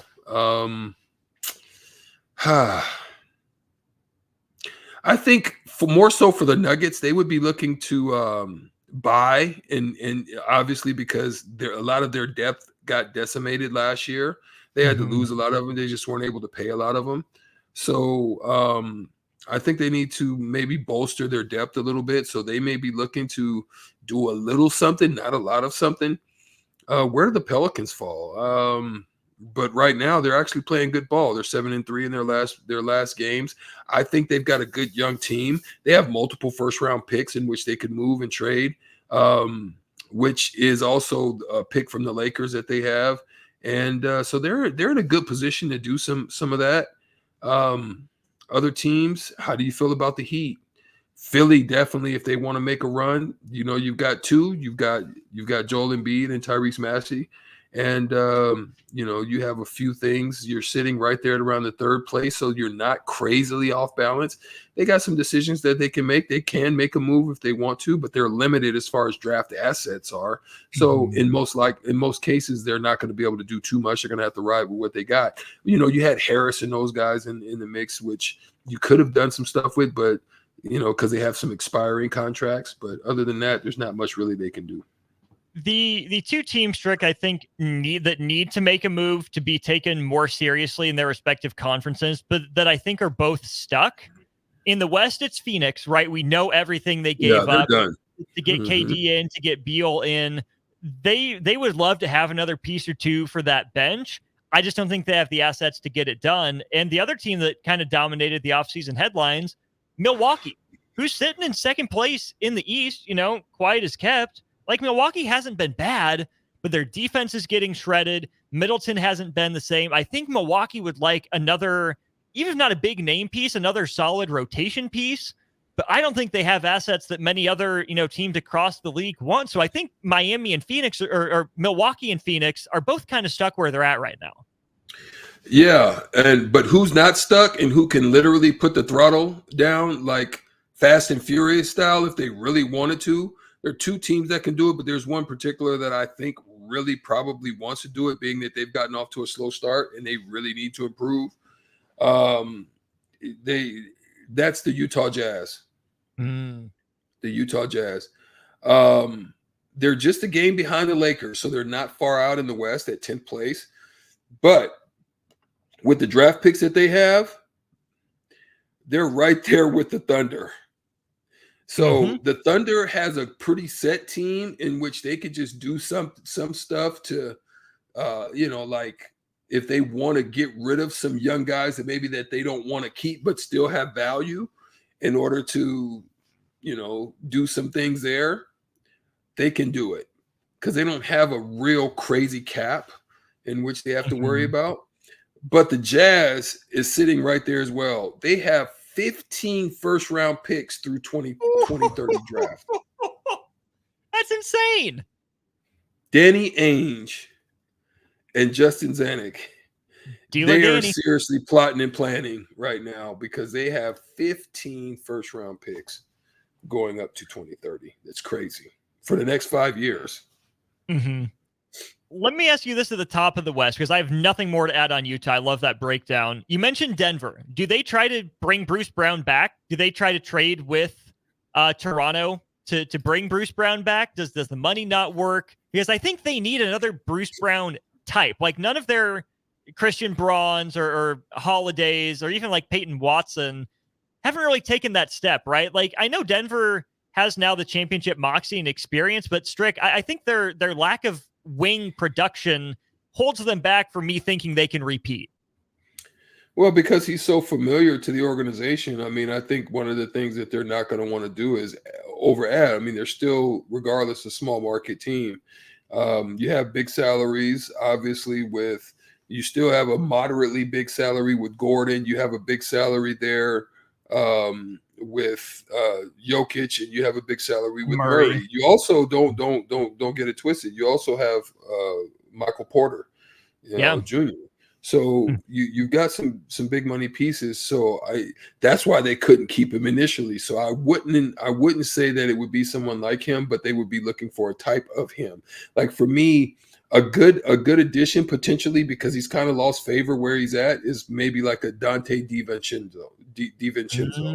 Someone like him who can get after you defensively, can make plays, and I think if he's fitting in the right situation, if he's the 5th, 6th type of guy in that situation, he would bode well, in a Jokic type of system, just being able to defend and be active and get out on the floor and run and make plays and do things like that.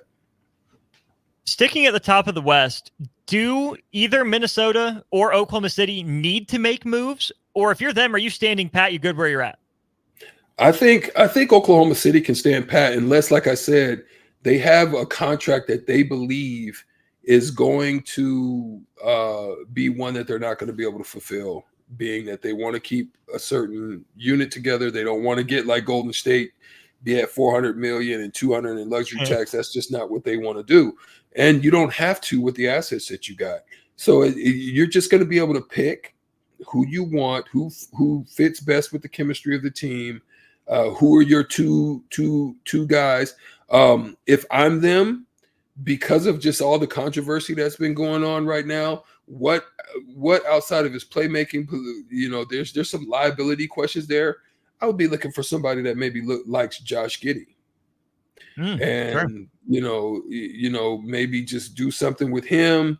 And even if you want to just move him, throw in one of the late draft picks that you have, give it to him. Yeah, just take this off my hands. So they're going to be looking at ways to which to take people off their hands, those type of moves. And then using those draft picks they're going to use those draft picks to go from, because they're going to be a good team. So they can use those to go from a 20. If there's somebody they like that they may want to get in the lottery, they can use a couple of those to move themselves up to get what they want, and so forth and so on.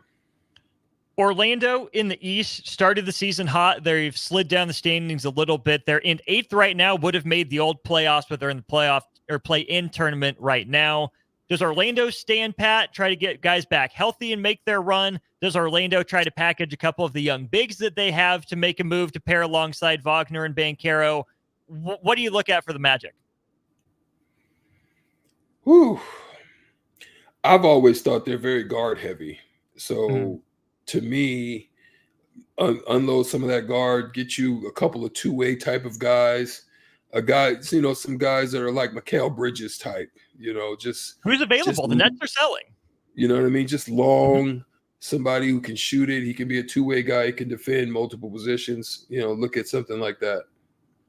How about this, Strick? Atlanta. Right now, they're in the 10 seed out east.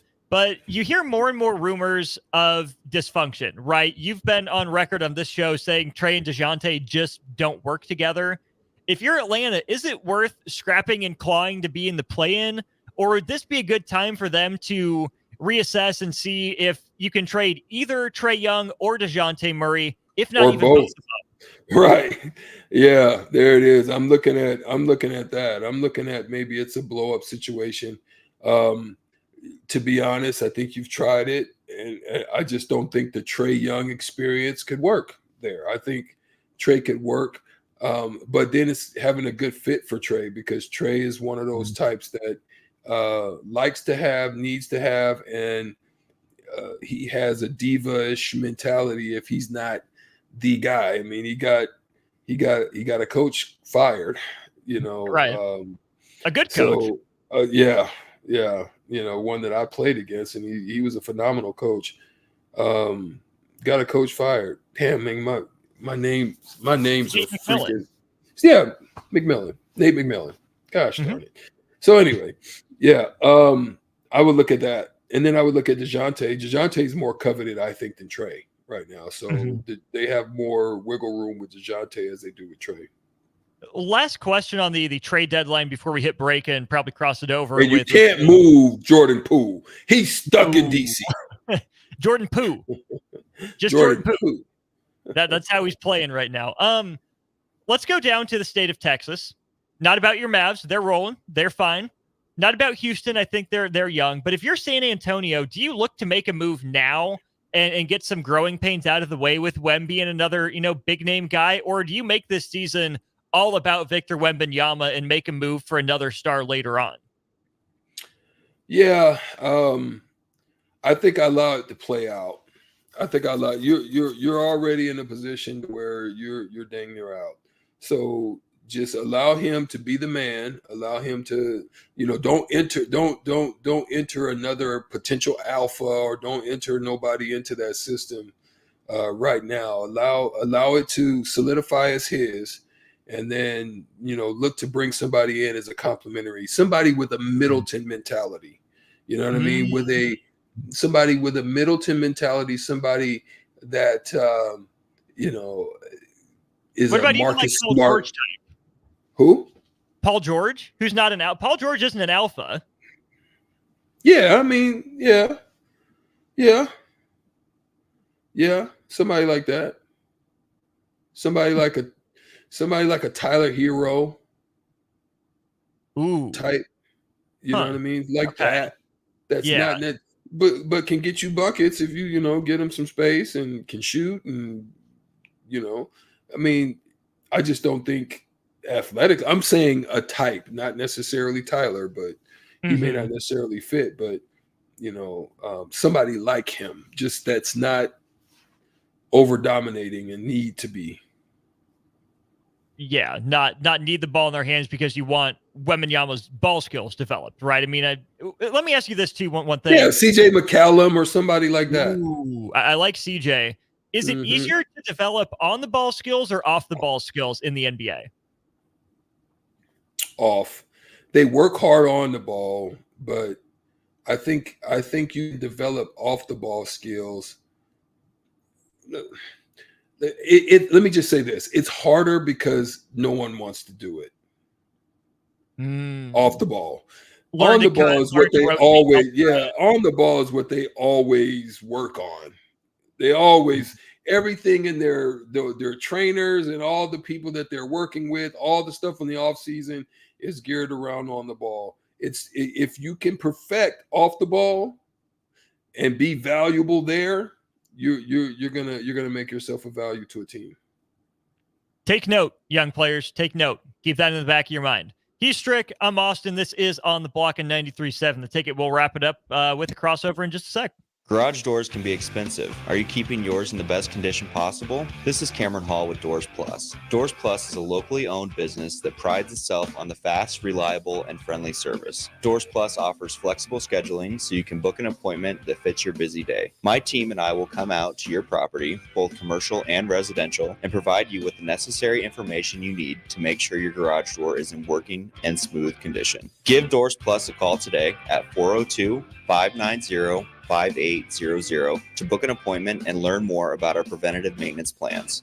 Doors Plus, garage doors, and more.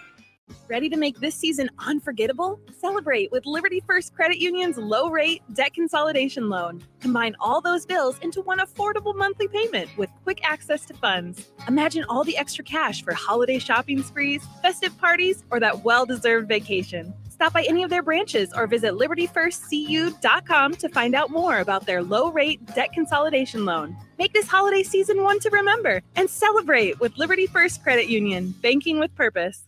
Discover the difference that expertise and experience can make in your real estate journey with Next Ag Appraisal and Realty. Whether you need an appraisal, sales, or farm management, Next Ag comes up with a solution with your legacy and goals in mind. Next Ag isn't just their name, it's your future. So why wait? Visit their website today at www.nextagrealestate.com or give them a call at 402-380-0432 and turn your dreams into reality. Your land, your legacy, their solution. locations. Next Ag Appraisal and Realty. It's Pro Time Nebraska. The Omaha Supernovas, your Major League Volleyball team, is playing in the first ever Pro Volleyball Federation match on January 24th against the Atlanta Vibe at the CHI Health Center. Be a part of history and visit supernovas.com to secure your single match tickets today. Working at Continental in Lincoln isn't a job, it's a career. And right now, they've raised wages again, and they're hiring for production operators at $24.62 per hour, which grows to $28.97 per hour within 3 years. Skilled trade positions now start at $33.36 per hour, with opportunities to make more based on certifications. Continental also has salary jobs available and great benefits, plus medical and prescription costs at very low premiums. Dental, vision, and life insurance are offered at no premium cost to the associates, with increased bonuses and vacation for new hires. To learn more or apply, go to continentaljobs.com with keyword Lincoln. Come work at Continental today. Attention all Wings fans. 89-cent wings are back on Tuesdays at Buffalo Wings and Rings in Lincoln. Enjoy the best wings in town for boneless or traditional at a price that makes the whole family happy. And now at the Williamsburg Village Wings and Rings, you can enjoy $1.50 tall boys in Bud Light, Coors Light, Busch Light, and Michelob Ultra every day after 7 p.m. and all day on Sundays. Get to Wings and Rings today and make sure to stop by on Tuesdays for 89-cent wings. Get rid of pesky critters once and for all with Bats to Rats. Their expert team is here to help you reclaim your home. No more sleepless nights caused by crawling critters or flapping wings. Bats to Rats ensures a safe environment for every family member. Check the website at batstoRats.com for amazing offers, and if you mention this ad, you'll receive $10 off your initial inspection cost. Don't allow uninvited guests to take over your home.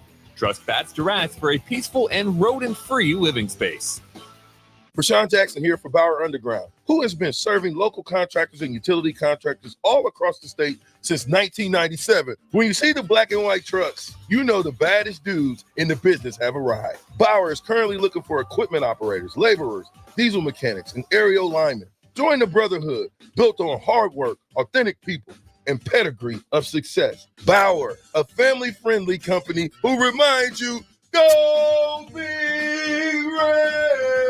At Southeast Community College, community is our middle name. Our continuing education classes offer personal interest, traffic safety and licensing, online learning, and adult education classes across Southeast Nebraska, or online in your own home.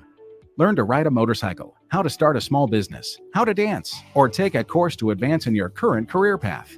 See the full schedule of continuing education classes online at southeast.edu/continuing. SCC, your path to possible. If you want to make new floor shopping easier, come to O Street Carpet. Hi, I'm Steve Carper. Our flooring professionals can help you choose the best flooring for you, your family, and your budget. We eliminate the confusion. Even better, you'll be enjoying your new flooring much sooner. No 6 or 8 week waits. We'll install right away and save you money on installation. Floor shopping made easy every day at O Street Carpet. O Street Carpet. 1732 O Street. Family owned and operated. Always the best value. Now back to On the Block with Strick and Austin on 93.7 The Ticket and theticketfm.com.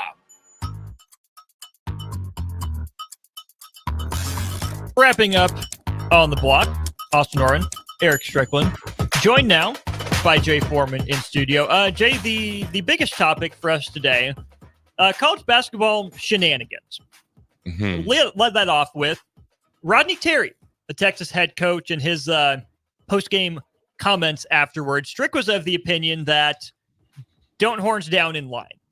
Where do you fall on UCF and Rodney Terry's comments? I'd probably say I agree with that. No, I wouldn't do it like passing in their face or whatever. But I mean, I think with the horns down, it's just like as much when Texas wins, they do horns up, and that's after the game. I think once the game's over, unless it's something that crossed the line of injury, you just you got to take your lumps, like a man, and then obviously in victories as well. So no, I wouldn't have did it in anybody's face, but definitely afterwards we would have done it, and these kids do it. But I did see UCF, they a little salty because the one thing about Texas, they never expected to lose that game to UCF. So there's a little bit of that, but I definitely would agree with Strick not to do it in the line. I'd wait till afterwards, and it's 20 seconds. Yeah, how long do those handshake lines take, Strick, to get all the way through? Roughly less than a minute. 45 seconds to a minute, maybe. So if you can't hold the horns down in your heart for 45 seconds, that's on you. Yeah. Speaking of that, you mentioned not doing it to their face. The other one that Strick and I were laughing about, Jay, was the North Carolina State kid from a couple days ago. Yeah. You see the ref rocking by? Yeah. Our big thing was, come on, kids. Like, where's the respect gone? Like, that's not even like get off my lawn. That's you just double birded a ref behind his back. Yeah, well, that's it. He set himself up to foul out for at least twice in the next 4 games. He's done. He ain't getting no fouls on offense and on defense. Every foul that he possibly could get, he's gonna get, and then some. What's coming up on Old School? Well, obviously, there's some big coaching. Well, I guess non-changes. Dallas Cowboys double down on their coach. Saints double down on their coach. Probably rightfully, with Pittsburgh double down on Tomlin. And also, I want to get into it with the text line and see if the losing culture is starting to be okay in the NFL. And what I mean by that, and Strick, is that the Dallas Cowboys retaining Mike McCarthy. Yes, you've won 36 games over the last 3 years, but you are 0-5 against the upper echelon teams, Green Bay and San Francisco. Yep. And the Jerry Jones, who says, "I'm all about world championships, baby." You know what I mean? His actions have told you different, and by the coaches. And when you have the chance to hire the GOAT of all time with the talent that you have, that lets everybody, all Dallas Cowboys fans, you guys are just okay with being just okay. And then it also comes down to, or also we're going to do the game from last night, because that was the rebounding. What rebounding? It might be the most physical practice they've all had ever. I would find a way for this not to ever happen. There we go. Oh, wow. That'll be Old School coming up here. Stricky, glad you were warm. Glad you're safe. We will see you tomorrow, my friend. Strick, Bron. No, we're not getting into this again. It's the end of the show. I heard you, Strick. I give Bron 2 thumbs down. The only reason people wanted to play with Steve Nash because they know they get overblown stats, just like Amari Stoudemire. Number 1 seed, losing the first round. LeBron James. LeBron, Jarrell, James. Lose every championship that you play in almost. Man, you too. I'm glad you're separate. Stricky, it's been fun. We'll talk to you tomorrow. Old School. All right. That Gatorade he's drinking. I'm Karen Carr. I've been a realtor for 31 years. When I made a company change 12 years ago, I chose Lincoln First Realty, now NP Dodge. It's the oldest independently owned realty company in the country. Since becoming NP Dodge, we've continued our tradition of community involvement. Our management and staff are always available to offer support in marketing, technology, social media, and educational opportunities. Expand your career with NP Dodge. Call Eric at 402-434-2222.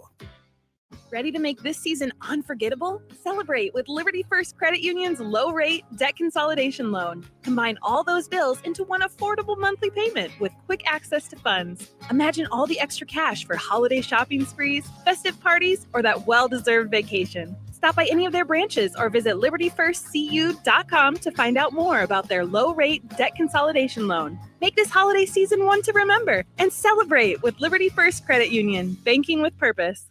Get rid of pesky critters once and for all with Bats to Rats. Their expert team is here to help you reclaim your home. No more sleepless nights caused by crawling critters or flapping wings. Bats to Rats ensures a safe environment for every family member. Check the website at batstoRats.com for amazing offers, and if you mention this ad, you'll receive $10 off your initial inspection cost. Don't allow uninvited guests to take over your home. Trust Bats to Rats for a peaceful and rodent-free living space. Discover the difference that expertise and experience can make in your real estate journey with Next Ag Appraisal and Realty. Whether you need an appraisal, sales, or farm management, Next Ag comes up with a solution with your legacy and goals in mind. Next Ag isn't just their name, it's your future. So why wait? Visit their website today at www.nextagrealestate.com or give them a call at 402-380-0432 and turn your dreams into reality. Your land, your legacy, their solution. Next Ag Appraisal and Realty. This is Lincoln's home for sports talk on the FM dial. Also online at theticketfm.com. On the internet. KNTK FM Firth, 93.7 The Ticket.